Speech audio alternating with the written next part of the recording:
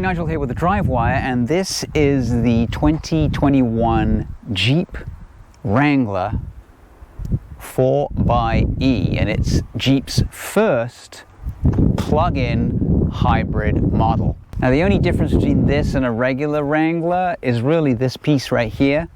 This little extra piece on the side here that says E on it, and you can go ahead and plug it into a 110 volt or level 2 charger if you want to. This particular tester has a base price of $53,000. That includes the extra cost for the electric motors, which I'll go into in a second. It has a few options as well. This hardtop body colored roof is $2,500, give or take a few pennies. And then inside it has leather seats, which is almost $1,700, taking the out the door price to a rather eye-watering $67,000. That's a lot of cash. So up front is where all the interesting changes have taken place. Now, it does use Jeep's familiar 2.0 turbocharged 4-cylinder. Actually, it's the first car that I've driven that's been hybridized that's had a turbo engine. Now, this Turbo 4 puts out 270 horsepower, which is pretty good, a little down on the regular V6. However, there's a 44 horsepower electric motor on top of that, and another 134 horsepower motor at the rear. Now, if you add those up, it doesn't quite come to what the net horsepower is, so this nets 375 horsepower using weird new math. These electric motors are connected to a battery that sits under the rear seat. It's got a 14 kilowatt capacity. It's good for around 21 miles of EV-only range. Now, the downside of that is the car weighs 800 pounds more than a standard four-door Wrangler. So in EV mode only, it isn't exactly the quickest, but all that stuff connected with the 375 horsepower, this car has 470 foot-pounds of twist, which is exactly the same as the V8 powered Wrangler 392. So go figure. This thing flies. 0 to 60 takes about 5.5 seconds. You have to make sure that you are in four-wheel drive auto, otherwise the rear wheels simply spin if you have it in rear-wheel drive only. You also get standard Jeep four-wheel drive, part-time four-wheel drive, off-road, and four-wheel low, and then the whole thing is driven through an 8-speed automatic transmission. EPA figures are around 49 mpge, but once the battery is run out of juice, you're probably going to average around 22 to 23, and also you're carrying an additional pair of electric motors around. So the best way to have this car is to make sure that you charge it, get a charger at home, and charge this. The fact that it goes from 0 to 60 in 5.5 seconds is kind of nuts for this car. It sits really high with a 10-inch lift. It's got these huge off-road tires on it. 5.5 seconds is absolutely nuts for this kind of car.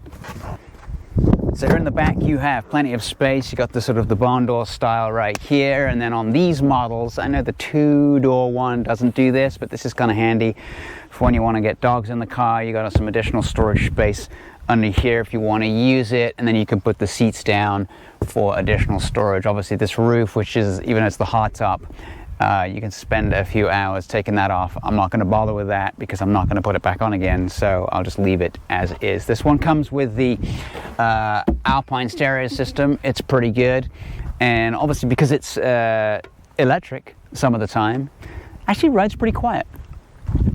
All right, so inside the Jeep, it's very much a Jeep Wrangler as you would expect. It's pretty well put together. This Rubicon version has these nice leather seats, although I don't know if you'd want to spring for that if you're going to be off-road and getting it pretty dirty most of the time. But this one does come with all the bells and whistles. I did say it's $67,000, which is a lot, but it is a pretty nice place to be, and you can get a nice driving position. The seats are manual, but you know, helps keep the weight down because this thing is already really heavy with 800 pounds of extra battery in the back.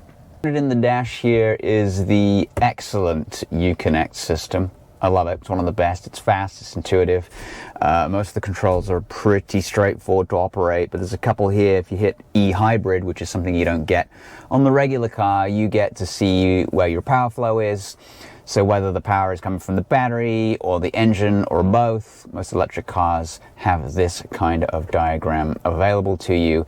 Here's your driving history, shows you how many miles you've driven using battery and engine. Charging schedule, you can change when you want to schedule this. And then eSave shows you whether you want to battery charge the battery or save what you've already got in the system. So obviously if you've charged it at home on a level 2 charger, which takes about 2 hours, you would hit battery save, and that way you would have 100% when you get to the trailhead. Then you would turn the button that says hybrid on, and then you've got your full 470 foot-pounds of torque to tackle all the obstacles that you need to. You'll need when you go off-road as well, which is super handy, are these off-road pages. Once they are loaded, this is super helpful. You also get this in front of the driver. Pitch, we managed to get it up to about 26, up a pretty steep section. Then roll shows you how far you are to tipping over. I think we had around 16%. Not sure how far I'd want to take it, considering it isn't my vehicle and I don't want to damage it. But it's definitely some handy information. And then the other one is the trail cam. So obviously we're staring at my garage door right now, but it shows you what's going on, any specific obstacles that there might be in the way. Super helpful to see any large boulders or anything that might damage your vehicle. And then there's a rear one as well, so you can see at the back if you're backing up, etc. So yeah, super cool, high res, works really well. And then you've got some accessory gauges that shows you how your temperature's doing. If you're out there and it's super hot, you need to make sure that your temperature's doing pretty good. And then drivetrain shows you whether your sway bar is connected or not, whether your front and rear lockers are on or not. And they are, because this is a Rubicon, down here in the usual place where you can switch between front and rear only in your sway bar. And here's your lever to put it from 2H to 4H. 4H auto, I've had it in most of the time, sort of spins its wheels with all the torque that this one has. If you don't, then you've got 4H part-time, and then you can move it through neutral into 4 low. That's where you can activate things like hill descent control and your lockers, etc. And then directly ahead of the driver, there's a really nice system where you can flick through different menus. Shows you your engine information.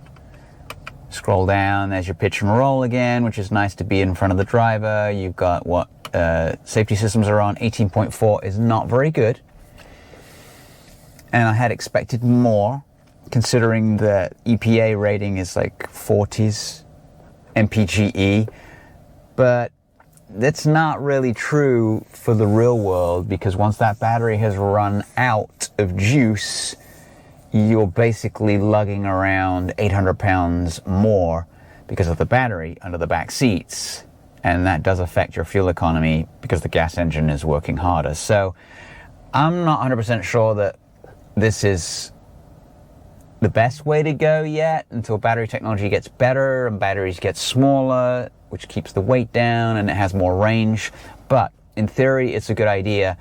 And then down here are those controls for your powertrain. So you've got one on the left for hybrid. You're going to use that most of the time, but if you're going to go, as I said, off-roading somewhere and you want to head out to the mountains, I would hit eSave, use the gas engine to get there, and then go back to hybrid. You can go all electric only around town, but that battery does not last long. 21 miles, but if you're pushing it, and it doesn't really make this car go very quick either. I mean, just battery only, and it'll just deplete itself pretty fast. All right, so the thing to do now is take it for a drive. Now, unfortunately, I only have 8% left of the battery because I drove it too fast getting here and I used up too much of the electrons, but never mind. And we're gonna take it on some sort of minor truck trails here, and then later on in the video, we're gonna give it a workout up some pretty steep hills, etc. So, let's head off silently, which is nice. So yeah, I mean, the good thing about this is anyone who has a Jeep, it feels like a Jeep, it goes like a Jeep. It really just, you know, you're not gonna feel like it's sort of weird. The only difference is that sometimes you don't see the RPMs because they're at 0. But this is a fairly sort of bouncy sort of road. So I have it in 4-wheel drive, auto, so it decides what it wants to do. I like this mode. Shifter seems easier to get into that all-wheel drive mode as well now. All right, so onto the paved section here. It's got good acceleration. It really does. I gotta say, given the choice between the V6 and the 2.0, I do like the 4-cylinder turbo engine better. I'm not sure if, as far as reliability is concerned, whether the V6 might be the safer option. It's been around for a long time. It doesn't have a turbo to go wrong, etc., etc. Feel that weird surge there. A little bit of the electric motors kick in, and then this car like scoots forward. So definitely uneven power delivery is something that you would have to get used to. All right, belt on. Let's check this out. It's pretty rocky. Looks like we're in 4-wheel auto. Don't need low yet. See how it goes over this little section here. Nothing that this Rubicon is not going to be able to use. So it's running on the battery. I got it in hybrid mode, so gas and electric, but it's coming up here only on the electric power. Hence it's pretty quiet. If we hit like a steep hill, it would probably kick the gas engine in. All right, so we got it in, it's a little steep here, so I put it in 4 low. Haven't needed the diff locks yet. This is pretty straightforward stuff. So, but it's very fine powder, it's almost like moon dust. It's so fine. The Jeep's going up. I must say, this thing is so capable. Every time I drive a Wrangler, it never ceases to amaze me how good they are. Off-road, that is. All right, so we're gonna go back down the hill, and as you can see, it's got this really cool trail cam. It's just kind of a nice view from here. So we're just gonna let it roll down this hill, or under power, of course. You got forward cams, you got rear cams, check for obstacles. Currently got the hill descent around 2 miles an hour. It's pretty steep, this bit. And then you can also go into here and you can see what your pitch and your roll angles are. 16% downhill, 12% leaning to the left.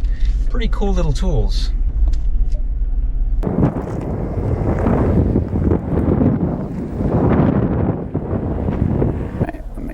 Down here slowly. I like how quiet the hill descent control is, unlike the Toyota, which sounds like it's about to break apart.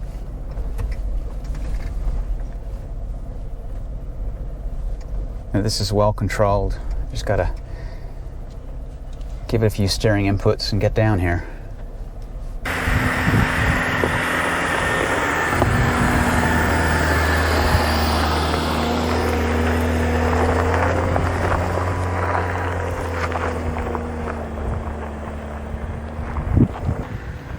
At least the red paint, you're not going to lose your Jeep out here.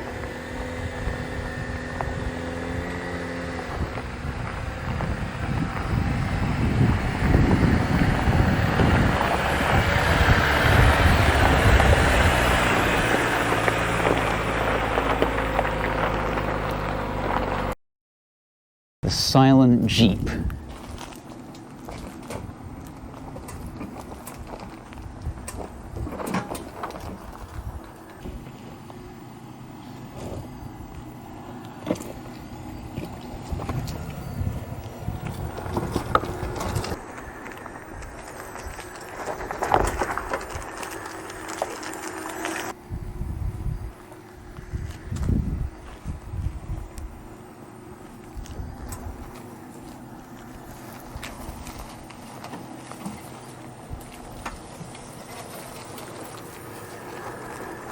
Yeah, it should be good.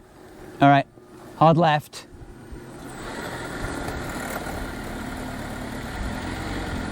You're good.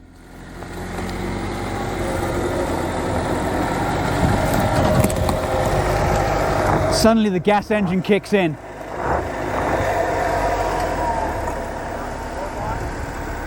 You are, but this wheel's spinning. You want to lock the diffs? Give it a go.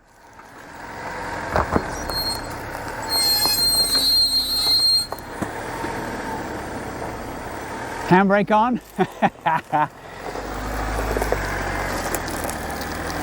Go as far as you can up there.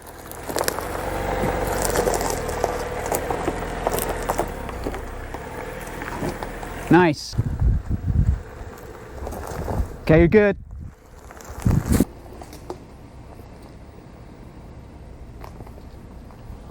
You're good.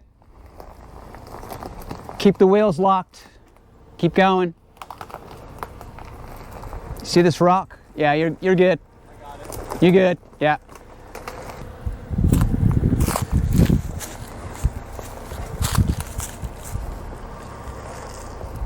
All right. Yeah, keep going. Keep going. Just keep it on full lock. Full lock. Keep going. Keep going.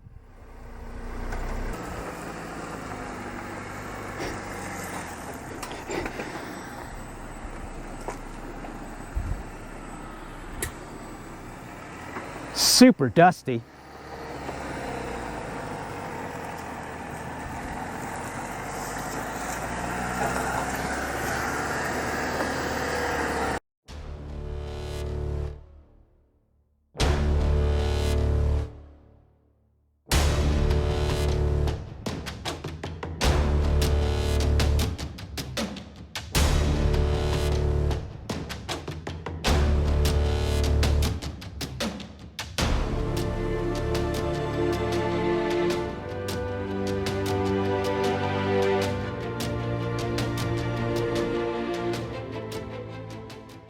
All right, so what do we think? Well, it's a tricky one. I really like the Wrangler a lot. Every time I drive one, I've driven the V6, I've driven the 2.0 turbo on its own, I've driven the diesel, which is my favorite, but for $6,000 plus $2,000 for the 8-speed automatic, that's a lot of money extra.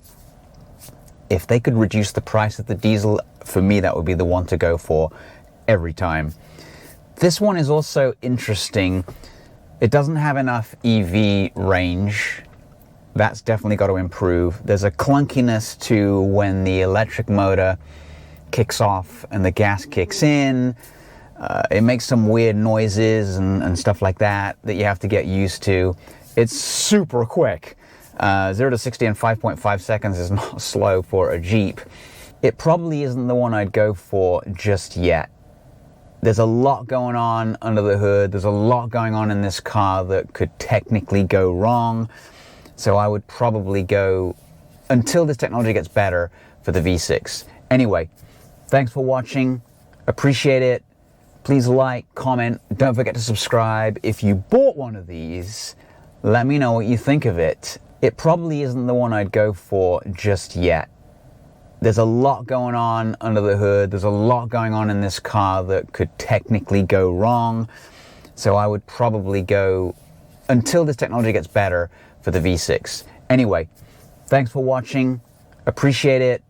Please like, comment. Don't forget to subscribe. If you bought one of these, let me know what you think of it. I know there's a really good lease out right now for the base models, and I've seen a couple of those on the road. I've seen a couple of people at public chargers using them to fill the battery, but I haven't seen anyone with a top spec Rubicon yet. I like the car, but I probably wouldn't get one. I'd wait for the technology to improve.